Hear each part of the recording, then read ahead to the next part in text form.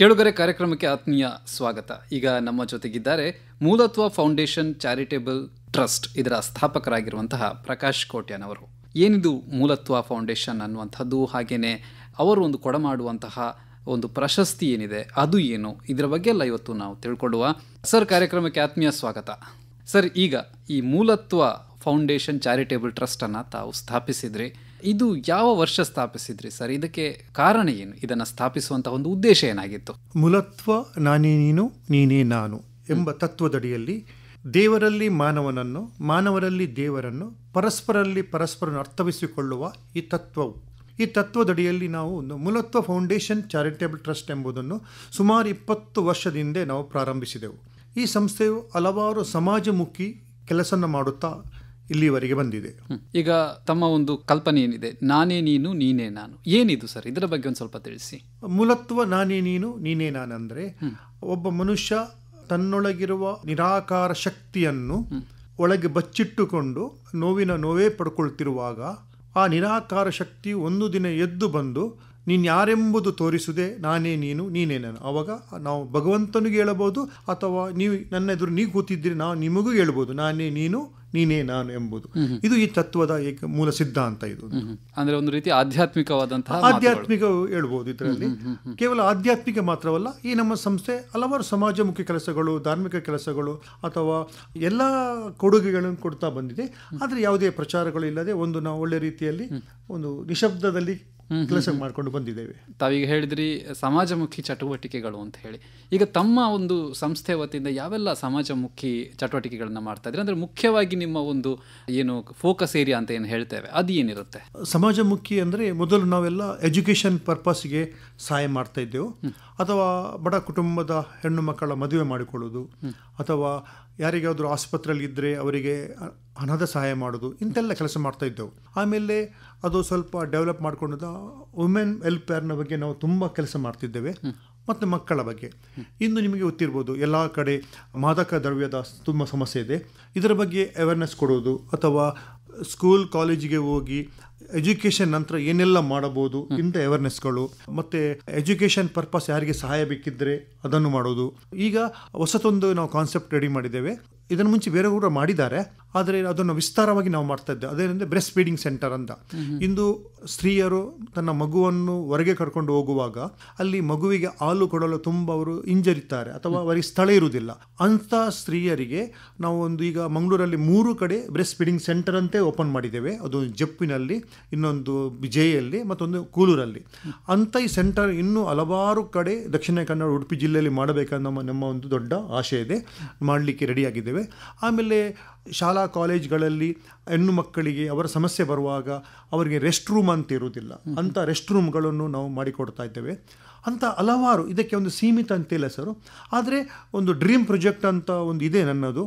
ಏನಂದರೆ ಅನ್ನಛತ್ರ ಮಾಡಬೇಕೆಂಬುದು. ಅದೇನೆಂದರೆ ಈ ದೇಶ ಎಷ್ಟು ಮುಂದುವರಿದ್ರೂ ಕೂಡ ಕೆಲವೊಂದು ಕಡೆ ಒಂದು ಹೊತ್ತಿನ ಅನ್ನಕ್ಕೂ ಕಷ್ಟ ಇದೆ. ಅದಕ್ಕೋಸ್ಕರ ಒಂದು ಎಲ್ಲ ಕಡೆ ಒಂದು ಅನ್ನಛತ್ರ ಪ್ರಾರಂಭಿಸಿ ಅಲ್ಲಿ ನಿರಂತರ ಮಧ್ಯಾಹ್ನ ರಾತ್ರಿ ಒಂದು ಊಟ ಕೊಡಬೇಕೆಂಬ ಒಂದು ಡ್ರೀಮ್ ಪ್ರಾಜೆಕ್ಟ್ ಇದೆ. ಅದಕ್ಕೆ ಚಿಕ್ಕದಲ್ಲಿ ಮಾಡ್ತಾ ಇದ್ದೇನೆ. ಅದು ಇಂದು ಮುಂದೆ ಒಳ್ಳೆ ರೀತಿಯಲ್ಲಿ ಮಾಡಬೇಕೆಂದು ಆಶೆ ಹೊಂದಿದೆ. ಆಮೇಲೆ ಒಂದು ವಿದ್ಯಾದಾನ, ಸೊ ಅದಕ್ಕೆ ಒಂದು ಚಿಕ್ಕ ಅಡಿಪಾಯ ಹಾಕಿದ್ದೇನೆ, ನೋಡಬೇಕೇನಾಗ್ತದಂತ. ಸೊ ಭಗವಂತನ ದಯದಿಂದ ಅಥವಾ ಎಲ್ಲ ಈ ನಮ್ಮ ಸಮಾಜದ ಬಂಧುಗಳ ದಯದಿಂದ ಇದು ಆಗಬಹುದೆಂಬ ನಂಬಿಕೆ ಇದೆ ನನಗೆ. ಈಗ ತಮ್ಮ ಒಂದು ಸಂಸ್ಥೆಯಲ್ಲಿ ಎಷ್ಟು ಜನ ಇದ್ದಾರೆ ಸರ್? ತಮ್ಮ ಜೊತೆ ಯಾರಾದರೂ ಕೈ ಜೋಡಿಸಿದವರು ಇದ್ದಾರೆ? ನಮ್ಮೊಂದಿಗೆ 5 ಜನ ಟ್ರಸ್ಟಿಗಳಿದ್ದಾರೆ. ನನ್ನ ಧರ್ಮಪತ್ನಿ ಕಲ್ಪನಾ, ನನ್ನ ಮಗ ಲಕ್ಷ್ಮೀಶ, ಆಮೇಲೆ ಶೈನಿ ಅಂತ ಒಬ್ಬರಿದ್ದಾರೆ, ಅಕ್ಷತ ಕದ್ರಿ ಅಂತ 5 ಜನ ಟ್ರಸ್ಟಿಗಳು, ಮತ್ತೆ ತುಂಬ ಹಲವಾರು ಮೆಂಬರ್ಸ್ಗಳಿದ್ದಾರೆ. ಹಾಗೆ ನನ್ನ ತುಂಬ ವೆಲ್ ವಿಷರ್ ತುಂಬ ಜನ ಇದ್ದಾರೆ. ಎಲ್ಲರೂ ನನ್ನೊಂದಿಗೆ ಕೈ ಜೋಡಿಸ್ತಾರೆ. ಒಳ್ಳೆ ರೀತಿಯಲ್ಲಿ ಒಂದು ಆಗ್ತಾ ಇದೆ ನಮ್ಮ ಕಾರ್ಯಕ್ರಮ. ಇನ್ನು ಮುಂದೆ ಅದನ್ನು ಇನ್ನೂ ಒಂದು ಬ್ರಾಡ್ ಆಗಿ ಇಡೀ ದೇಶದಂತೆ ಮಾಡಬೇಕೆಂಬ ಆಶೆ ಹೊಂದಿದೆ. ಮತ್ತು ಭಗವಂತನ ಇಚ್ಛೆ, ನೋಡಬೇಕೇನಂತ. ಈಗ ತಾವು ಈ ರೀತಿಯಾದಂತಹ ಒಂದು ಸಂಸ್ಥೆಯನ್ನು ನಡೆಸ್ತಾ ಇದ್ದೀರಿ ಅಂತ ಹೇಳಿದಾಗ ಅದಕ್ಕೆ ಸಾರ್ವಜನಿಕರ ಪ್ರತಿಕ್ರಿಯೆ ಹೇಗಿದೆ ಸರ್ ತಮಗೆ? ಇಷ್ಟರವರೆಗೆ ನಾನು ಕಂಡ ಪ್ರಕಾರ ಒಂದು 80% ಪಾಸಿಟಿವ್ ಇದೆ. ಯಾಕಂದರೆ ಇಂದು ನಾವು ಮೂಲತ್ವ ಎಂಬ ಹೆಸರು ಕೇಳುವಾಗಲೇ ಎಲ್ಲರಿಗೊಂದು ವಿಚಿತ್ರ ಕಾಣ್ತದೆ. ಇಲ್ಲಿ ಏನೋ ಒಂದು ಹೊಸತನ ಮಾಡ್ತಾ ಇದ್ದಾರೆ ಎಂಬ ಎಲ್ಲರಿಗೊಂದು ಸಕಾರಾತ್ಮಕವಾದ ಒಂದು ಚಿಂತನೆ ಇದೆ. ಹಾಗೆ ಎಲ್ಲಿಯವರೆಗೆ ನಕಾರಾತ್ಮಕ ಚಿಂತನೆ ಬರುವುದಿಲ್ಲವೋ ಅಲ್ಲಿಯವರೆಗೆ ನಾವು ಮೇಲೆ ಬರುವುದಿಲ್ಲ. ಸೊ ನಮ್ಮ ತಪ್ಪನ್ನು ಹುಡುಕ್ಲಿಕ್ಕೆ ಯಾರಾದೊಬ್ಬರು ಬೇಕೇ ಬೇಕು. ಸೊ ಅದು ನಾನು ಸ್ವೀಕರಿಸ್ತೇನೆ. ಆಕ್ಚುಲಿ ನಾವು ಒಂದು ಕೆಲಸ ಮಾಡುವಾಗ ಕೆಲವೊಮ್ಮೆ ಅಪ್ಪಿ ತಪ್ಪುಗಳಾಗ್ತದೆ, ಅದು ನಮ್ಮ ಗಮನಕ್ಕೆ ಬರುವುದಿಲ್ಲ. ಆವಾಗ ಯಾರಾದರೂ ಒಬ್ಬ ನಕಾರಾತ್ಮಕವಾಗಿ ನಮಗೆ ಹೇಳಲೇಬೇಕು. ಅದು ನಾನು ನಕಾರಾತ್ಮಕ ಅಂತ ಸ್ವೀಕರಿಸಿ ಸಕಾರಾತ್ಮಕವನ್ನು ಸ್ವೀಕರಿಸಿ ನಾನು ಅದನ್ನು ತೆಗೆದುಕೊಳ್ಳುವ ವ್ಯಕ್ತಿ. ಸೊ ಅದಕ್ಕೋಸ್ಕರ ಇಂದು ಈ ಹಂತಕ್ಕೆ ನಮ್ಮ ಸಂಸ್ಥೆಗಳು, ನಮ್ಮ ಟ್ರಸ್ಟಿಗಳು ಅಥವಾ ನಮ್ಮ ವೆಲ್ ವಿಷರ್ಗಳು ಬೆಳೆದಿದ್ದಾರೆ ಅಂತ ಹೇಳಲಿಕ್ಕೆ ಇಚ್ಛೆ ಪಡ್ತೇನೆ ನಾನು. ತಾವಾಗಲೇ ಹೇಳಿದ ಹಾಗೆ ಈ ಮೂಲತ್ವ ಅನ್ನುವಂಥ ಹೆಸರು ಸ್ವಲ್ಪ ವಿಶೇಷವಾಗಿ ಕಾಣುತ್ತೆ ಅಂತ ಹೇಳಿ, ಇದು ಸಾಮಾಜಿಕ ಸಂಸ್ಥೆಗಿಂತ ಹೆಚ್ಚಾಗಿ ಒಂದು ರೀತಿ ಆಧ್ಯಾತ್ಮಿಕ ಸಂಸ್ಥೆ ಥರ ಹೆಸರು ಕೇಳಿಸುತ್ತೆ. ಈ ಒಂದು ಹೆಸರಿನ ಹಿಂದಿನ ಕಥೆ ಏನು ಸರ್? ಯಾಕೆ ಈ ಹೆಸರು ಇಟ್ರಿ ತಾವು? ಒಳ್ಳೆ ಪ್ರಶ್ನೆಗಳಿದೆ ಸರ್. ಇದನ್ನು ನಾನು ಹೇಳುವಾಗಿಲ್ಲ, ಆದರೆ ಹೇಳಲಿಕ್ಕೆ ಅದಕ್ಕೆ ಶಬ್ದಗಳಿಲ್ಲ. ನಾನು ಜೀವನದಲ್ಲಿ ಸೋತ ವ್ಯಕ್ತಿ. ನನ್ನಲ್ಲಿ ಏನಾದರೂ ಎಕ್ಸ್ಪೀರಿಯನ್ಸ್ ಇರಿದ್ರೆ ಅದು ಸೋತ ಎಕ್ಸ್ಪೀರಿಯನ್ಸ್. ಸೊ ಅದು ಒಳ್ಳೆ ಎಕ್ಸ್ಪೀರಿಯನ್ಸ್ ಅಂತ ನಾನು ಅನಿಸ್ಕೊಳ್ತೇನೆ. ಯಾವತ್ತು ನಾನು 20 ವರ್ಷದ ಹಿಂದೆ ಸೋತು ಒಂದು ಹಂತಕ್ಕೆ ಮುಟ್ಟುವಾಗ ಇನ್ನೊಂದು ಹಂತವು ಪ್ರಾರಂಭವಾಯಿತು. ಆವಾಗ ಏನೂ ತಿಳಿಯದ, ಏನೂ ಅರಿಯದ ನನಗೆ ಏನೋ ಒಂದು ಶಕ್ತಿಯೋ ಅಥವಾ ಜ್ಞಾನವೋ ಬಂತು. ಆವಾಗ ನನ್ನ ಬಾಯಿಂದ ಏನೋ ಒಂದು ವರ್ಡ್ ಬಂತು, ಮೂಲತ್ವ, ನಾನೇ ನೀನು, ನೀನೇ ನಾನು ಅಂತ. ಅದು ಒಂದು ಕ್ಷೇತ್ರದಲ್ಲಿ ಕೂತಿದ್ದೆ ನಾನು. ಆವಾಗ ಅಲ್ಲಿ ಆ ಮಾತು ನನ್ನ ಇಂದ ಬಂತು. ಆವಾಗ ನಾನು ಅಂದುಕೊಂಡೆ ಇದೇನು ಹೇಳ್ತಿದ್ದೇನೆ ನಾನಂತ. ಆವಾಗ ಅದರ ಹಿಂದಿನ ಪರಿಕಲ್ಪನೆಯನ್ನು ನೋಡ್ಕೊಂಡು ಹೋಗುವಾಗ ಮೂಲತ್ವ ಅಂದರೆ ಯೂನಿವರ್ಸಲ್ ಎನರ್ಜಿ ಅಂತಾಯಿತು, ಬ್ರಹ್ಮಾಂಡದ ನಿರಾಕಾರ ಶಕ್ತಿ ಅಂತಾಯಿತು. ಆ ನಿರಾಕಾರ ಶಕ್ತಿಯು ನಮ್ಮೊಳಗಿದೆ ಎಂದು ನನಗೆ ಅರಿವಾಯಿತು. ಆವಾಗ ಈ ಜಗತ್ತಲ್ಲಿರುವ ಎಲ್ಲ ಜೀವರಾಶಿಗಳು ನಿರಾಕಾರ ಶಕ್ತಿಗಳು. ಆವಾಗ ನನ್ನ ಬಾಯಿಂದ ಬಂದ ವರ್ಡು ಮೂಲತ್ವ, ನಾನೇ ನೀನು, ನೀನೇ ನಾನು. ಅಂದರೆ ನಾನು ಹೇಗಿದ್ದೇನೋ ಹಾಗೆ ನೀನು, ನೀನು ಹೇಗಿದ್ದೇನೆ ನಾನು. ಹಾಗೆ ನಾವಿಬ್ಬರು ಒಂದೇ, ಆದರೆ ನಮ್ಮ ಕಲ್ಪನೆಗಳು ಬೇರೆ ಇರ್ಬೋದು, ಅಥವಾ ನಮ್ಮ ಕರ್ಮ ಸಿದ್ಧಾಂತದ ನಮಗೆ ಒಂದು ಏನು ನೋವನ್ನು ಅನುಭವಿಸಿದೆ ಆ ನೋವಿಂದ ಬಂದ ಅಥವಾ ಕಷ್ಟಗಳು ಬೇರೆ ಇರ್ಬೋದು. ಆದರೆ ಭಗವಂತ ಸೃಷ್ಟಿಸುವಾಗ ಎಲ್ಲರನ್ನು ಒಂದೇ ರೂಪದಲ್ಲಿ ಸೃಷ್ಟಿಸಿದ್ದಾನೆ. ಆಮೇಲೆ ನಮ್ಮ ಕರ್ಮದಿಂದ ಅದು ಬೇರೆ ಬೇರೆಯಾಗಿ ವಿಂಗಡಗೊಂಡಿದೆ. ಈಗ ಅದನ್ನು ಒಂದೇ ಆಗಿ ಯಾಕೆ ಮಾಡಬಾರದು ಎಂಬ ಚಿಂತನೆ ನನ್ನಲ್ಲಿ ಬಂತು. ಅದಕ್ಕೋಸ್ಕರ ಒಂದು ಮೂಲೆಯಲ್ಲಿ ಕೂತ್ಕೊಂಡು ಚಿಕ್ಕದಾದ ಒಂದು ಕ್ರಿಯೆಗಳು ಅಥವಾ ಇದಕ್ಕೆ ಪ್ರಕ್ರಿಯೆಗಳನ್ನು ನಾನು ಮಾಡ್ತಿದ್ದೇನೆ. ಅದು ಒಂದು ಪಬ್ಲಿಕ್ಕಿಗೆ ಹೇಳುವಂತಲ್ಲ. ಸೊ ನನ್ನ ಮನೆಯೊಳಗೆ ಕೂತ್ಕೊಂಡು ಒಂದು ಅದಕ್ಕೆ ಪ್ರಾರ್ಥನೆಗಳು. ಯಾಕಂದರೆ ನನ್ನ ಒಂದೇ ಉದ್ದೇಶ ಜಗ ಪರಿವರ್ತನೆ, ಯುಗ ಪರಿವರ್ತನೆ, ಆ ಮೂಲ ಸನಾತನ ಧರ್ಮ ಎದ್ದು ನಿಲ್ಲಿಸುವ ಕ್ರಿಯೆ. ಇಲ್ಲಿ ಸನಾತನ ಧರ್ಮ ಅಂದರೆ ಬೇರೆ ಧರ್ಮವನ್ನು ತಿರಸ್ಕರಿಸುವುದಂತಲ್ಲ, ಇಡೀ ಜಗತ್ತೇ ಈ ಬ್ರಹ್ಮಾಂಡವೇ ಸನಾತನ ಧರ್ಮ ಅಂತ ನಾನು ಹೇಳಿಕೆ ಇಚ್ಛೆ ಪಡ್ತೇನೆ. ಆವಾಗ ಎಲ್ಲವೂ ಬಂತು, ರೂಪಗಳು ಬೇರೆ ಬಂತು, ಪಂಥಗಳು ಬೇರೆ ಆಯಿತು, ವರ್ಣಗಳು ಬೇರೆ ಆಯಿತು, ಭಾಷೆಗಳು ಬೇರೆ ಆಯಿತು, ಅಷ್ಟೇ ವಿನ ಧರ್ಮ ಒಂದೇ ಆಗಿ ಉಳಿದಿದೆ ಅಂತ ಇದು ನನ್ನ ಕಲ್ಪನೆ. ಗೊತ್ತಿಲ್ಲ ಸರ್, ತಪ್ಪಾಗಿರ್ಬೋದು, ಇದು ನನ್ನ ಕಲ್ಪನೆ. ಧರ್ಮಗಳು ಒಂದೇ ಅಲ್ಲ, ಯಾಕೆ ಎಲ್ಲರೂ ಮನುಷ್ಯರೇ, ಕೆಂಪು ರಕ್ತವಿರೋದು, ಕೇವಲ ವರ್ಣಗಳು ಬೇರೆ ಆಗಿರ್ಬೋದು. ನಾನು ಹೇಳಿದೆ ಭಾಷೆಗಳು ಬೇರೆ, ಪದ್ಧತಿಗಳು ಬೇರೆ, ಸಂಸ್ಕೃತಿ ಒಂದೇ ಇದೆ. ನೀವು ಮಂಗಳೂರಿಗೆ ಬಂದರೆ ಎಲ್ಲರೂ ಆಟಿ ಅಂತ ಎಲ್ಲರೂ ಉಪಯೋಗಿಸ್ತಾ ಇರೋದು, ಯಾವ ಧರ್ಮದವಳೆ ಯಾವ ಪಂಥದವರಾಗಲಿ ಎಲ್ಲರಿಗೆ ಒಂದೇ, ಎಲ್ಲರಿಗೂ ಸೋಮವಾರ, ಎಲ್ಲರಿಗೆ ಒಂದೇ ಸೋಮವಾರ, ಎಲ್ಲರಿಗೆ ಶನಿವಾರ ಒಂದೇ ಶನಿವಾರ. ಆವಾಗ ಇಲ್ಲಿ ಧರ್ಮ ಯಾಕೆ ಬೇರೆ ಆಯ್ತಂತ ನನ್ನ ಕಲ್ಪನೆಯಲ್ಲಿ ನಾನು ಅಂದುಕೊಂಡೆ. ಧರ್ಮ ಬೇರೆ ಆಗಲಿಲ್ಲ, ಧರ್ಮ ಒಂದೇ ಇರೋದು, ಅದು ಒಂದೇ ಧರ್ಮ, ಮನುಷ್ಯ ಧರ್ಮ. ಅದು ಸನಾತನ ಅಂದರೆ ಅದಕ್ಕೆ ಬೇರೆ ಒಂದು ಕಲ್ಪನೆಗಳಿದೆ. ಸೊ ಅದನ್ನು ನಾನು ಬೇರೆ ಯಾವ ಧರ್ಮವನ್ನು ತಿರಸ್ಕರಿಸಿ ಹೇಳೋ ಮಾತಲ್ಲ. ಇದು ಆಧ್ಯಾತ್ಮಿಕದಲ್ಲಿ ತುಂಬ ವಿಸ್ತಾರವಾಗಿದ್ದ, ಅಂತರ್ಜಾಲದ ಸ್ವಲ್ಪ ಅದನ್ನು ನಾನು ವಿಸ್ತಾರವಾಗಿ ಕೊಟ್ಟಿದ್ದೇನೆ, ಅದು ಏನಂತ. ಸೊ ಈ ರೀತಿಯಲ್ಲಿ ಕೊಂಡೋಗಿ ಸಮಾಜ ಸೇವೆ ಎಂಬುದು ನಾನು ಮೊದಲಿಂದ ಮಾಡ್ತಿದ್ದೆ. ಆಮೇಲೆ ಇದನ್ನು ಒಂದು ಕಡೆ ಇದ್ದರೆ ಒಂದು ಕಡೆ ಇದೆ. ಯಾಕಂದರೆ 24 ಗಂಟೆ ಅದೇನೇ ಮಾಡಿ ಕೂತ್ಕೊಳ್ತಿದ್ದೆ ನಾನು ಒಬ್ಬ ಸಮಾಜ ಸೇವೆಗೆ ತುಂಬ ಒತ್ತು ಕೊಡ್ತಾ ಇದ್ದೇನೆ ಅಷ್ಟೇ. ಅಂದರೆ ತಾವು ಹೇಳಿದಾಗೆ ಒಂದು ರೀತಿ ಮೂಲತತ್ವವೇ ಮೂಲತ್ವ ಆಗಿದೆ. ಎಕ್ಸಾಕ್ಟ್ಲಿ ಸರ್, ಈಗ ತಾವು ತಮ್ಮ ಸಂಸ್ಥೆಯ ಮೂಲಕ ಏನೆಲ್ಲ ಸಾಮಾಜಿಕ ಚಟುವಟಿಕೆಗಳನ್ನು ನಡೆಸ್ತಾ ಇದ್ದೀರಾ, ಅದು ಬೀರುವಂತಹ ಪರಿಣಾಮಗಳು, ಅದರಿಂದ ಆದಂತಹ ಬದಲಾವಣೆಗಳನ್ನು ನೋಡಿದಾಗ ತಮಗೇನು ಅನಿಸುತ್ತೆ? ಸರ್, ನಾನು ಒಂದು ಹೇಳಿಕ್ಕೆ ಇಚ್ಛೆ ಪಡ್ತೇನೆ ಸರ್. ನಾನು ಮ್ಯಾಂಗ್ಳೂರ್ ಯೂನಿವರ್ಸಿಟಿ ಹಲವಾರು ಕಾಲೇಜಿಗೆ ಹೋಗಿ ಸಾಫ್ಟ್ ಸ್ಕಿಲ್ ಟ್ರೈನಿಂಗ್ ಕೊಡ್ತಾ ಇದ್ದೇನೆ, ಫ್ರೀ ಆಫ್ ಕಾಸ್ಟ್. ಆವಾಗ ನನ್ನ ಟಾಕ್ ಒಂದು ಡಿಫ್ರೆಂಟ್ ಆಗಿರ್ತದೆ, ಯಾಕೆಂದರೆ ಸೋತ ವ್ಯಕ್ತಿ, ನನ್ನ ಅನುಭವ ಹೇಳಿ ಮಿಕ್ಸ್ ಮಾಡಿ ಹೇಳ್ತಾ ಇದ್ದೆ. ಆವಾಗ ಯಾರೆಲ್ಲ ನಾನು ಟಾಕ್ ಕೊಟ್ಟಿದ್ದೇನೆ ಕಾಲೇಜಲ್ಲಿ, ಇಂದು ಅವರು ಒಂದು ಪ್ರೊಫೆಸರ್ ಆಗಿ ಬೇರೆ ಬೇರೆ ಪೋಸ್ಟಲ್ಲಿದ್ದಾರೆ. ಇಂದು ನನ್ನನ್ನು ಗುರುತಿಸಿ ಅವರು, ನೀವು ಕಾಲೇಜಿಗೆ ಬಂದಿದ್ದೀರಿ, ನನಗೆ ಟಾಕ್ ಕೊಟ್ಟಿದ್ದಾರೆ, ನನಗೆ ನನ್ನ ಪರಿವರ್ತನೆ ಆಗಿದೆ ಅಂತ. ಸೊ ಈ ಬದಲಾವಣೆ ತುಂಬ ಕಡೆ ಕಂಡಿದೆ. ನನಗೆ ತೃಪ್ತಿ ಏನಂದರೆ, ಜೀವನದಲ್ಲಿ ಏನಾದರೂ ಮಾಡುವಾಗ ಜೀವನಕ್ಕೆ ಸಾರ್ಥಕ್ಯವಾಗುವ ಕರ್ತವ್ಯ ಆಗಬೇಕೆಂಬ ಹಾಗೂ ಎಲ್ಲೋ 1% ಮುಟ್ಟಿದ್ದೇನೋ ಏನು ಅನಿಸ್ತದೆ. 100% ಮುಟ್ಟಲಿಲ್ಲ, 0.1% ಏನು ಮುಟ್ಟಿದ್ದೇನೆ.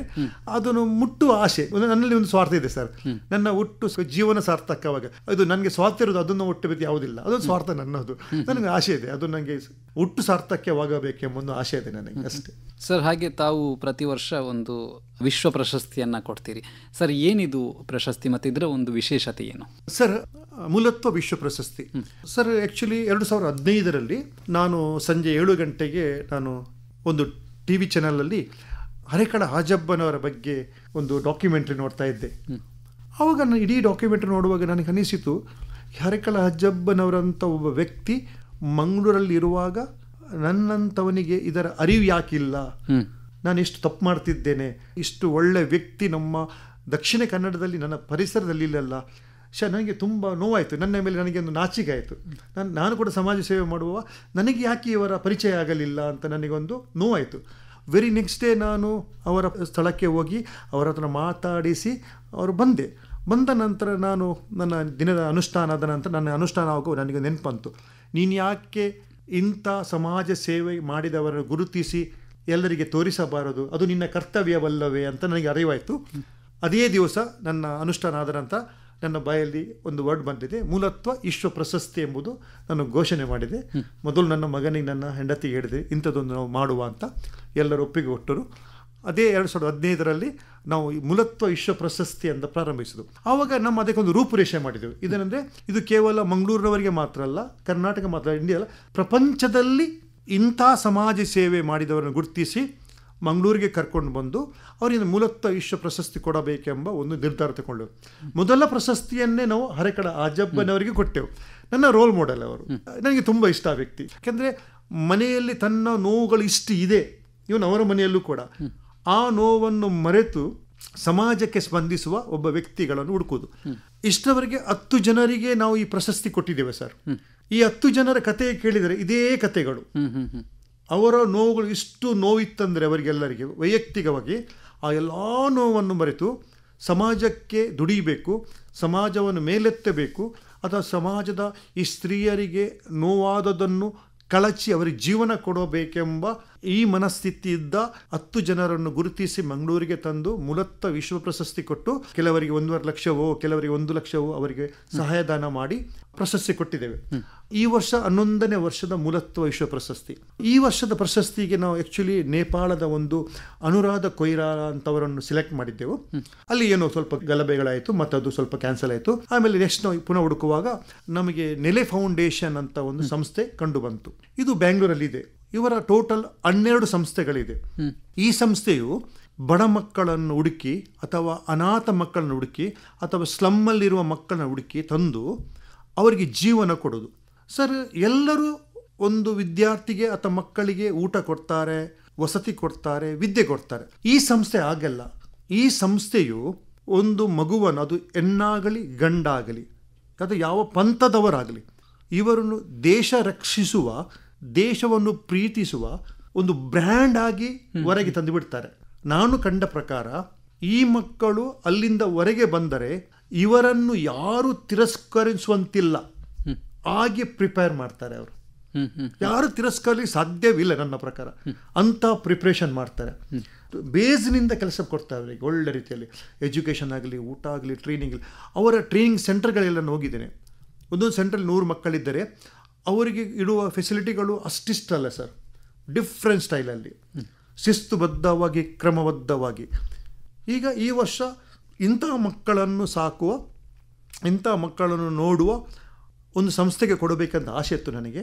ಅದೇ ಪ್ರಕಾರ ಈ ಸಂಸ್ಥೆಯು ಇಂದು ಆಯ್ಕೆಯಾಗಿದೆ. ಈ ಸಂಸ್ಥೆಗೆ ಈ ವರ್ಷದ 11ನೇ ಮೂಲತ್ವ ವಿಶ್ವ ಪ್ರಶಸ್ತಿಯನ್ನು ಕೊಡ್ತಾ ಇದ್ದೇವೆ. 2015ರಿಂದ ನಿರಂತರ, ಈವನ್ ಕೋವಿಡಲ್ಲೂ 2 ವರ್ಷದಲ್ಲಿ ನಾವು ನಿಲ್ಲಿಸಲಿಲ್ಲ ಸರ್. ಕೋವಿಡಲ್ಲೂ ಈ ಪ್ರಶಸ್ತಿ ನಾವು ಕೊಟ್ಟಿದ್ದೇವೆ. ಯಾಕೆಂದರೆ ಎಲ್ಲೋ ಒಮ್ಮೆ ಬ್ರೇಕ್ ಆದರೆ ಅದು ಬ್ರೇಕ್ ಆಗ್ತದೆ. ಸೊ ಎಲ್ಲರೂ ಸಹಾಯ ಮಾಡಿದ್ದಾರೆ ಇದಕ್ಕೆ. ನನಗೆ ಪತ್ರಿಕಾ ಮಾಧ್ಯಮದವರು ಅಥವಾ ಆಕಾಶವಾಣಿಯವರಾಗಲಿ ಎಲ್ಲರೂ ನನಗೆ ಇದಕ್ಕೆ ಸಹಾಯ ಮಾಡಿದ್ದಾರೆ ಬೇರೆ ಬೇರೆ ರೂಪದಲ್ಲಿ. ಇಂದು 11ನೇ ಮೂಲತ್ವ ವಿಶ್ವ ಪ್ರಶಸ್ತಿ ಕೊಡುವಾಗ, ಅದು ತಯಾರಿ ಮಾಡುವಾಗ ಸ್ವಲ್ಪ ಪ್ರೌಡ್ ಫೀಲ್ ಆಗ್ತದೆ. ಹೇಳಲಿಕ್ಕೆ ನಾಚಿಕೆ ಸತ್ಯ ಇದೆ. ಯಾಕಂದರೆ ಏನು ತಿಳಿಯದ, ಏನು ಅರಿಯದ, ಏನು ಇಲ್ಲದ ಒಬ್ಬ ವ್ಯಕ್ತಿ ಎಲ್ಲರ ಒಟ್ಟು ಸೇರಿಸಿಕೊಂಡು ಈ ಕರ್ತವ್ಯ ಮಾಡುವಾಗ ನಾವು 11ನೇ ವರ್ಷಕ್ಕೆ ಮುಟ್ಟಿದ್ದೇವೆ ಅಲ್ಲವೆಂಬ ಒಂದು ಖುಷಿ ಆಗ್ತದೆ ಸರ್, ತುಂಬ ಖುಷಿ ಆಗ್ತದೆ ಸರ್. ತಾವು ಆವಾಗಲೇ ಹೇಳಿದ್ರಿ ಹರೇಕಳ ಹಾಜಬ್ಬನವರು ಒಂದು ಬೆಳಕಿಗೆ ಬಂದಾಗ ಅದ್ರ ಬಗ್ಗೆ ತಮಗೆ ಆ ಸಮಯದಲ್ಲಿ ಗೊತ್ತಿರಲಿಲ್ಲ ಅಂತ ಹೇಳಿ. ಈಗ ಈ ರೀತಿಯಾದಂತಹ ಹೊಸ ಪ್ರತಿಭೆಗಳನ್ನು, ಹೊಸ ವ್ಯಕ್ತಿತ್ವಗಳನ್ನು ತಾವು ಹುಡುಕಿ ಅವರಿಗೆ ಪ್ರಶಸ್ತಿಗಳನ್ನು ಕೊಡ್ತಾ ಇದ್ದೀರಾ. ಈಗ ಏನು ಬದಲಾವಣೆ ಆಗಿದೆ ಸರ್? ಅಂದರೆ ಯಾವ ರೀತಿಯಾಗಿ ಅವರನ್ನು ತಾವು ಗುರುತಿಸ್ತೀರಾ? ಏನು ಮಾಡ್ತೇವೆ ಸರ್, ನಾನು ಆಲ್ಮೋಸ್ಟ್ ಸ್ವಲ್ಪ ಗೂಗಲ್ ಸರ್ಚ್ ಮಾಡ್ತೇನೆ, ಅಥವಾ ಯಾರು ಇಂಪ್ಲುಯೆನ್ಸ್ ಮಾಡುವ ನನ್ನ ಹತ್ರ ಬರಲಿಕ್ಕಿಲ್ಲ, ನೋ ಇಂಪ್ಲುಯೆನ್ಸ್. ಇದು ನಾಳೆ ನೀವು ಹೇಳಿದ ಪ್ರಕಾಶ್ ಇಂಥವರು ಇದ್ದಾರೆ, ಹೋಗಿ ನೋಡ್ತೇನೆ, ಅದು ನಮ್ಮ ಕೆಟಗರಿಯಲ್ಲಿ ಅಥವಾ ನಮ್ಮ ಒಂದು ರೂಪುರೇಷದಲ್ಲಿ ಇದ್ದರೆ ಅವರಿಗೆ ಸೆಲೆಕ್ಟ್ ಮಾಡ್ತೇವೆ. ಅಥವಾ ನೀವು ನನಗೆ ಹಣ ಕೊಡು, ನೋ, ಅದೇನಿಲ್ಲ. ಸೊ ಹುಡುಕುವಾಗ ಏನಂದರೆ ಅಥವಾ ಎಲ್ಲ ಸರ್ಚ್ ಮಾಡ್ತೇವೆ ಸರ್, ಇವರು ಯಾವ ರೂಪದಲ್ಲಿ ಕೆಲಸ ಮಾಡಿದರೆ, ಹೇಗೆ ಮಾಡಿ ಸರ್. ಖಾಲಿ ಯಾರು ಹೇಳಿದನ್ನು ಕೇಳುವುದಿಲ್ಲ ನಾನು ವೈಯಕ್ತಿಕ ಪ್ರತಿಯೊಬ್ಬರ ಸ್ಟೇಟಿಗೋ ಅವರ ಕಂಟ್ರಿಗೋ ಹೋಗಿ ಅಲ್ಲಿ ಅವರ ಹತ್ರ ಮಾತಾಡಿ ಅವರ 2 ದಿವಸ ಕೂತ್ಕೊಂಡು ಎಲ್ಲವೂ ನೋಡಿದ ನಂತರ ಅವರು ಸೆಲೆಕ್ಟ್ ಮಾಡೋದು. ಸೊ ಇದಕ್ಕೆ ನಮ್ಮ ಸಿಲೆಕ್ಷನ್ ಸ್ವಲ್ಪ ಟಫ್ ಇದೆ ಸಿಲೆಕ್ಷನ್. ಇದರಲ್ಲಿ ಇನ್ ಕೇಸ್ ಒಬ್ಬರು ಒಳ್ಳೆ ಕೆಲಸ ಮಾಡ್ತಾರೆ 99%, ಅಲ್ಲಿ 1% ಎಲ್ಲಿ ಮೈನಸ್ ಇದ್ರೂ ಕೂಡ ಕೊಡುವುದಿಲ್ಲ. ನನಗೆ ಸಮಾಜ ಸೇವೆಗೆ ಅದರದೇ ಆದ ಒಂದು ರೂಪುರೇಷೆ ಇದೆ ನನ್ನ ಪ್ರಕಾರ, ನಾನು ಅದನ್ನೇ ಹುಡುಕೋದು. ಈಗ ಅರೆಕಳೆ ಅಜ್ಜಬ್ಬ ಅಂದುಕೊಳ್ಬೋದು, ಅಥವಾ ಮಂಗಳೂರಿನ ನಮ್ಮ ಉಡುಪಿಯಲ್ಲಿ ಒಬ್ಬರಿದೆ ರವಿ ಕಟ್ಪಾಡಿ ಅಂತ, ಅವರು ಅಂದುಕೊಳ್ಬೋದು, ಈಶ್ವರ್ ಮಲ್ಲಿಪ ಅಂದುಕೊಳ್ಬೋದು, ಅಥವಾ ಎಲ್ಲರೂ ಅದೇ ರೀತಿಯಲ್ಲಿದ್ದವರು. ಬೆಂಗಳೂರಲ್ಲಿ ಒಬ್ಬರಿದ್ದ ನಮ್ಮ ಅಟೋರಾಜ ಅಂತ, ಅವರಿಗೆ ಕೂಡ ಕೊಟ್ಟಿದೆ. ಸೊ ಅವರನ್ನು ಕಂಡ್ರೆ, ಅವರ ಮನೆಗೆ ಹೋದರೆ ಅವರ ಮನೆಯಲ್ಲಿ ಏನಿಲ್ಲ. ಇಂದು ಯಾವ ಚಿಕ್ಕ ಒಬ್ಬ ಸಮಾಜ ಸೇವೆ ಮಾಡಿ 4 ಜನ PR ಇಟ್ಕೊಂಡು ಕೆಲಸ ಮಾಡ್ತಾರೆ, ಇವರಿಗೆ ಪದ್ಮಶ್ರೀ ಸಿಕ್ಕಿದೆ. ಪಾಪ ಅವರಿಗೆ ಅದರ ವ್ಯಾಲ್ಯೂ ಇದೆ, ಅದು ಅವರಿಗೆ ಅಗತ್ಯ ಇಲ್ಲ, ಆದರೆ ಸಿಕ್ಕಿದೆ ಅವರಿಗೆ. ನನಗೆ ಒಂದು ಖುಷಿ ಅಂದರೆ ಮೂಲತ್ವ ವಿಶ್ವ ಪ್ರಶಸ್ತಿ ಪಡೆದುಕೊಂಡ ನಂತರ ಹಲವಾರಿಗೆ ಒಂದು 75%ಗೆ ಹತ್ರ 75%ಗೆ ಪದ್ಮಶ್ರೀ ಮತ್ತೆ ಸಿಕ್ಕಿತು. ಅದು ನನಗೆ ತುಂಬ ಖುಷಿ ಅಂದರೆ ಒಂದು ಎಲ್ಲೂ ಗುರುತಿಸಿದರೆ. ಇನ್ನೊಂದು ಸಲ ನನಗೆ ಎಷ್ಟೋ ಜನ ನನಗೆ ಕಮೆಂಟ್ ಕೂಡ ಮಾಡಿದರು ಒಳ್ಳೆ ರೀತಿಯಲ್ಲಿ. ದಾನೆ ಸರ್ ಈಗ ಕುಡ್ಲಡಿ ಎಲ್ಲ ಜನ ಇದ್ದೀರಾ ಅಂದರೆ, ಯಾರು ಸರ್ ಈ ಮಂಗಳೂರು? ಇಲ್ಲ ಸರ್, ಹಾಗೆಲ್ಲ. ನನಗೆ ಇಡೀ ಪ್ರಪಂಚದ, ನಾನು ಅಂದುಕೊಳ್ಳೋದು ಇಡೀ ಜಗತ್ತೇ ನನ್ನ ಕುಟುಂಬ, ಇಡೀ ಮನುಕುಲವೇ ನನ್ನ ಕುಟುಂಬ ಅಂದುಕೊಳ್ಳೋದ್ರಿಂದ ನಾನು ಮಂಗಳೂರಿಗೆ ಸೀಮಿತನಾಗಬಾರ್ದು. ಮೂಲತ್ವ ಅಂದರೆ ಮಂಗಳೂರಿಗೆ ಮಾತ್ರ ಸೀಮಿತ ಅಲ್ಲ ಸರ್, ಇಡೀ ಬ್ರಹ್ಮಾಂಡಕ್ಕೆಲ್ಲ ಸರ್. ಆವಾಗ ಅದಕ್ಕೋಸ್ಕರ ಆವಾಗ ನನ್ನ ಸಿಲೆಕ್ಷನ್ ಕೂಡ. ಸೊ ನೀವು ಕೊಟ್ಟರೆ ಮತ್ತೆ ಅವ್ರ ನಿಮ್ಮನ್ನು ಮರ್ತು ಬಿಡ್ಬೋದು. ನಾನೊಂದು ಮಾತಾಡಲಿಕ್ಕೆ ಇಚ್ಛೆ ಬರ್ತೇನೆ ಎಲ್ಲರಿಗೂ. 10 ಜನರಿಗೆ ಕೊಟ್ಟಿದ್ದೇವೆ ಮೂಲತ್ವ ವಿಶ್ವ ಪ್ರಶಸ್ತಿ, ಅದರಲ್ಲಿ 2 ತೀರಿ ಹೋಗಿದ್ದಾರೆ. ಅವರು ತೀರಿ ಹೋಗುವವರೆಗೂ ಇಂದಿಗೆ 10 ಜನರು ನನ್ನಲ್ಲಿ ಸಂಪರ್ಕದಲ್ಲಿದ್ದಾರೆ. ವಾರಕ್ಕೆ ಒಮ್ಮೆ ಆದರೂ ನನ್ನ ಹತ್ರ ಮಾತಾಡ್ತಾರೆ. ನನಗೆ ಗೊತ್ತಿಲ್ಲ ಅವರಿಗೆ ನನ್ನ ಮೇಲೆ ಯಾಕೆ ಪ್ರೀತಿ ಅಂತ. ಅವರು ಪ್ರಶಸ್ತಿ ತಗೊಂಡ ನಂತರ ಹೋಗಿದ್ದಾರೆ, ನಾವು ಇಷ್ಟು ವರ್ಷ ಸಮಾಜ ಸೇವೆ ಮಾಡಿ ಹಲವಾರು ಪ್ರಶಸ್ತಿಗಳು ಪಡ್ಕೊಂಡಿದ್ದೇವೆ, ಇಂಥ ಪ್ರಶಸ್ತಿ ನಮಗೆ ಯಾರೂ ಕೊಡಲಿಲ್ಲ, ಇಂಥ ಗೌರವ ನಮಗೆ ಯಾರೂ ಕೊಡಲಿಲ್ಲ ಅಂತ ಇಂದಿಗೂ ಎಲ್ಲರೂ ಸಂಪರ್ಕದಲ್ಲಿದ್ದಾರೆ. ಇದೇ ಸಾರ್ಥಕ್ಯತೆ. ಮಂಗಳೂರಿನ ಈ ತುಳುನಾಡಿನಲ್ಲಿ ಇದು ಎಲ್ಲರಿಗೆ ಸಲ್ಲುವ ಗೌರವ. ತುಳುನಾಡಿಗೆ, ಮಂಗಳೂರಿಗೆ, ಇಡೀ ದೇಶಕ್ಕೆ, ಈ ಬ್ರಹ್ಮಾಂಡಕ್ಕೆ ಸಲ್ಲುವ ಗೌರವ. ಯಾಕಂದರೆ ಅವರು ಇಂದಿಗೂ ಕೆಲವರು ಈ ಕಾರ್ಯಕ್ರಮ ಹೋಗುವಾಗ ಅವರು ಬರ್ತಾರೆ, ಅವರು ಕೂಡ ಬರ್ತಾರೆ. ಸೊ ಅಂಥ ಪ್ರಶಸ್ತಿ. ಯಾಕಂದರೆ ನಾನು ಈ ವರ್ಷ ಕೂಡ ಹೇಳ್ತಿದ್ದೇನೆ, ಯಾರು ಪ್ರಶಸ್ತಿ ತಗೊಳ್ತಾರೆ ತುಂಬ ತೃಪ್ತರಾಗಿ ಹೋಗಿ ನಮ್ಮನ್ನು ಸದಾ ನೆನಪಲ್ಲಿ ಇಟ್ಕೊಳ್ತಿದ್ದಾರೆ. ಇದೊಂದು ಖುಷಿಯಾದ ವಿಷಯ. ಈಗ ಈ ರೀತಿಯಾದಂತಹ ಪ್ರಶಸ್ತಿಗಳು ಸಮಾಜ ಸೇವಕರಿಗೆ ಎಷ್ಟು ಮುಖ್ಯ ಅಂತ ತಮಗೆ ಅನ್ಸುತ್ತೆ? ಅಂದರೆ ಅದರಿಂದ ಏನಾದರೂ ಅವರ ಮೇಲೆ ಪ್ರಭಾವ ಬೀರುತ್ತಾ, ಪರಿಣಾಮ ಬೀರುತ್ತಾ? ಏನು ಹೇಳ್ತೀರಾ ಸರ್? ಇದು ಒಳ್ಳೆ ಪ್ರಶ್ನೆ ಸರ್. ಯಾಕೆಂದರೆ ನನ್ನ ಉದ್ದೇಶ ಇದ್ದದ್ದು ಇಷ್ಟೇ ಸರ್, ಈ ಸಮಾಜದಲ್ಲಿ, ಈ ಬ್ರಹ್ಮಾಂಡದಲ್ಲಿ, ಈ ಮನುಕುಲದಲ್ಲಿ ಹಲವಾರು ಸಮಾಜ ಸೇವಕರಿದ್ದಾರೆ. ಎಷ್ಟೋ ಜನರಿಗೆ ಸಮಾಜ ಸೇವೆಯ ಒಂದು ಅರ್ಥವು ಗೊತ್ತಿಲ್ಲ. ನನ್ನ ಪ್ರಕಾರ ನನಗೂ ಗೊತ್ತಿರಲಿಲ್ಲ. ಸಮಾಜ ಸೇವಕರೆಂದರೆ ಏನು, ಸಮಾಜ ಸೇವೆ ಮಾಡುವುದು ಹೇಗೆ, ಇವರು ತನ್ನನ್ನು ತಾನು ಹೇಗೆ ಮುಡುಪಾಗಿಟ್ಟಿದ್ದಾರೆ ಈ ಜಗತ್ತಿಗೆ, ಅದನ್ನು ತೋರಿಸುವ ನನ್ನದೊಂದು ಕೆಲಸ ಅಷ್ಟೇ.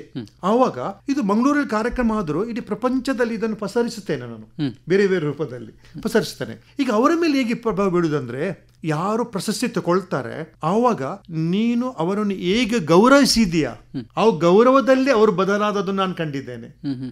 ಇದನ್ನು ಮೇನ್ ಇದೆ ಸರ್. ಏಕೆಂದರೆ ನಾವು ಹೇಗೆ ಗೌರವಿಸ್ತೇವೆ, ಅವರು 1 ಲಕ್ಷ 1.5 ಲಕ್ಷ ಕೊಟ್ಟು ಅದು ಅವರಿಗೆ ಮುಖ್ಯವಲ್ಲ. ನೀನು ಅವರನ್ನು ಹೇಗೆ ಸ್ವೀಕರಿಸಿದ್ಯಾ, ಅವರ ಕೆಲಸವನ್ನು ಹೇಗೆ ಗುರುತಿಸಿದ್ಯಾ. ಈ 10 ವರ್ಷದಲ್ಲಿ ಇದೇ ಒಂದು ಡಿಫರೆಂಟ್ ಆಗಿ ಮಾಡಿದ ಕೆಲಸ ಸರ್.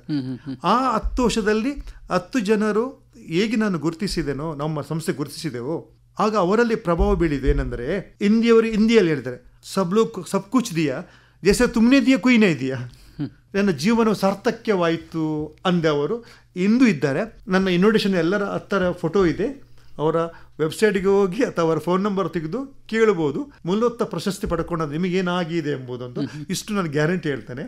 ಇಂದು ಹೇಳ್ತಾರೆ, ನಿಮ್ಮ ಪ್ರಶಸ್ತಿ ಪಡ್ಕೊಂಡು ನಾವು ತೃಪ್ತರಾಗಿದ್ದೇವೆ, ಧನ್ಯರಾಗಿದ್ದೇವೆ. ಇಂಥ ಪ್ರಶಸ್ತಿ ನಮಗೆ ಯಾರೂ ಕೊಡಲಿಲ್ಲ, ದೊಡ್ಡ ದೊಡ್ಡ ಸಂಸ್ಥೆ ಕೊಟ್ಟಿದೆ. ಅದೇ ಇದೊಂದು ವಿಭಿನ್ನ ರೂಪದಲ್ಲಿ ಸದಾ ನೆನಪಿಡುವ ಒಂದು ಪ್ರಶಸ್ತಿ ಅಂತ. ಈ ಬದಲಾವಣೆ ಅವರಲ್ಲಿ ಇದೆ. ಅವರು ಹೇಳ್ತಾರೆ, ನಿಮ್ಮ ಪ್ರಶಸ್ತಿ ಪಡ್ಕೊಂಡ ನಂತರ ನಮ್ಮ ಜವಾಬ್ದಾರಿ ತುಂಬ ಹೆಚ್ಚಾಗಿದೆ, ಇದರಲ್ಲಿ ನಮಗೆ ತುಂಬ ಸಹಾಯವೂ ಆಗಿದೆ ಅಂತ. ಇದು ನನಗೆ ತೃಪ್ತಿ ಕಳ್ತಿದೆ. ಇದು ಬದಲಾವಣೆ. ಸರ್, ಈಗ ಈ ಒಂದು ಪ್ರಶಸ್ತಿ ಪ್ರದಾನ ಸಮಾರಂಭ ಏನಾದರೂ ಎಲ್ಲಿ ನಡೆಯುತ್ತೆ, ಯಾವಾಗ ನಡೆಯುತ್ತೆ, ಇದರ ಬಗ್ಗೆ? ಈ ವರ್ಷದ ಪ್ರಶಸ್ತಿ ಕಾರ್ಯಕ್ರಮವು ಶಾರದಾ ವಿದ್ಯಾಲಯದಲ್ಲಿ ನವೆಂಬರ್ 16ನೇ ತಾರೀಕು ಆದಿತ್ಯವಾರ ಬೆಳಿಗ್ಗೆ 10 ಗಂಟೆಗೆ ಪ್ರಾರಂಭ ಆಗ್ತದೆ. ನಾನು ಎಲ್ಲರಿಗೆ ಹೇಳೋದು, ದಯಮಾಡಿ ಯಾರೆಲ್ಲ ಈ ಕಾರ್ಯಕ್ರಮ ಕೇಳ್ತಾ ಇದ್ದೀರಾ, ಎಲ್ಲರೂ ನವೆಂಬರ್ 16ನೇ ತಾರೀಕು ಬೆಳಿಗ್ಗೆ 10 ಗಂಟೆಗೆ ಶಾರದಾ ವಿದ್ಯಾಲಯಕ್ಕೆ ಬನ್ನಿ. ನಿಲಯ ಫೌಂಡೇಶನ್ ಹೇಗೆ ಕೆಲಸ ಮಾಡಿದೆ, ಯಾವ ರೂಪದಲ್ಲಿ ಕೆಲಸ ಮಾಡ್ತಿದೆ, ಅವರ ಉದ್ದೇಶವೇನು, ಅಥವಾ ಈ ಮೂಲತ್ವ ಫೌಂಡೇಶನ್ ಹೇಗೆ ಗೌರವಿಸ್ತಿದೆ, ಅಥವಾ ಇದರಲ್ಲಿ ಯಾರೆಲ್ಲ ಸೇರಿಕೊಂಡಿದ್ದಾರೆ, ಯಾವ ರೂಪದಲ್ಲಿ ಮಾಡ್ತಾ ಇದ್ದಾರೆ ನೋಡ್ಲಿಕ್ಕೆ ದಯಮಾಡಿ ಬನ್ನಿ ಅಂತ ನಾನು ನಿಮ್ಮಲ್ಲಿ ಎಲ್ಲರಲ್ಲಿ ವಿನಂತಿಸ್ತಾ ಇದ್ದೇನೆ. ಸರ್, ಈಗ ಕಡೆಯದಾಗಿ ನಮ್ಮ ಕೇಳುಗರಿಗೆ ಏನಾದರೂ ಸಂದೇಶ ಕೊಡಬೇಕು ಅಂತ ಇದ್ರೆ ತಾವು ಏನು ಹೇಳ್ತೀರಾ? ಓಕೆ, ಮೊತ್ತ ಮೊದಲು ಸಮಾಜ ಸೇವೆಯ ಒಂದು ಅವೇರ್ನೆಸ್ಸನ್ನು ನಮ್ಮ ಮಕ್ಕಳಿಗೆ ಕೊಡಬೇಕು. ಯಾಕೆಂದರೆ ನಮ್ಮ ದೇಶಕ್ಕೆ ಸಮಾಜ ಸೇವಕರು ತುಂಬ ಅಗತ್ಯ ಇದ್ದಾರೆ, ತುಂಬ ಅಗತ್ಯ ಇದ್ದಾರೆ. ಪ್ರತಿ ಮನೆಯಲ್ಲಿ ಒಂದು ಮಗು ಅಥವಾ ಒಂದು ಹೆಣ್ಣು ಮಗಲಿ ಗಂಡು ಮಗ ಅಥವಾ ಅವರ ತಂದೆ ತಾಯಿ ಆಗಲಿ ಸಮಾಜ ಸೇವಕರಾಗಬೇಕು. ಸಮಾಜ ಸೇವೆ ಮಾಡಲಿಕ್ಕೆ ಹಣ ಬೇಕೆಂತಿಲ್ಲ. ನಮ್ಮೊಳಗಿರುವ ಯಾವುದಾದೊಂದು ಟ್ಯಾಲೆಂಟನ್ನು ಉಪಯೋಗಿಸಿ ಆ ಟ್ಯಾಲೆಂಟನ್ನು ಇನ್ನೊಬ್ಬರಿಗೆ ಹಂಚಿಕೊಂಡು ಅವರನ್ನು ಸರಿಪಡಿಸುವ ಅಥವಾ ಅವರಿಗೆ ಒಂದು ಅವೇರ್ನೆಸ್ ಕೊಡುವ ಒಂದು ಸಮಾಜ ಸೇವಕರಾಗಬೇಕು. ಅದಕ್ಕೋಸ್ಕರ ಒಂದು ವಿನಂತಿ, ಈಗಿನ ಜನ್ರೇಷನ್ ಇದರಲ್ಲಿ ಇದೆ, ಮುಂದೆಯೂ ಬರಬೇಕು. ಅದು ಯಾವ ರೂಪದಲ್ಲೂ ನೀವು ಸಮಾಜ ಸೇವೆ ಮಾಡಿ. ನಾನು ಹಣ ಇದ್ದು ಸಮಾಜ ಸೇವೆ ಮಾಡಿದವನಲ್ಲ, ಇಂದು ನನ್ನಲ್ಲಿ ಹಣ ಇಲ್ಲ, ಸಮಾಜ ಸೇವೆ ಆಗ್ತದೆ. ಆದರೆ ಸಮಾಜ ಸೇವೆ ಮಾಡಲಿಕ್ಕೆ ಹಣ ಬೇಕೆಂತಿಲ್ಲ, ಕೇವಲ ಮನಸ್ಸೊಂದಿದ್ದರೆ ಎಲ್ಲ ಸಮಾಜ ಸೇವೆ ಮಾಡ್ಬೋದು. ಈ ದೇಶವು ಇನ್ನೂ ಮುಂದೆ ಹೋಗಬಹುದು. ನಮ್ಮ ದೇಶವು ಒಂದು ಸಂಸ್ಕೃತಿಯಲ್ಲ ದೇಶವು. ಈ ಸಂಸ್ಕೃತಿಯನ್ನು ಈ ಜಗತ್ತಿಗೆ ತೋರಿಸುವ ಚಿಂತನ ಆಗಲಿ ಅಂತ ನನ್ನೊಂದು ಆಶೆ. ಧನ್ಯವಾದಗಳು. ಧನ್ಯವಾದಗಳು ಸರ್, ಕಾರ್ಯಕ್ರಮದಲ್ಲಿ ಭಾಗವಹಿಸಿದ್ದಕ್ಕಾಗಿ.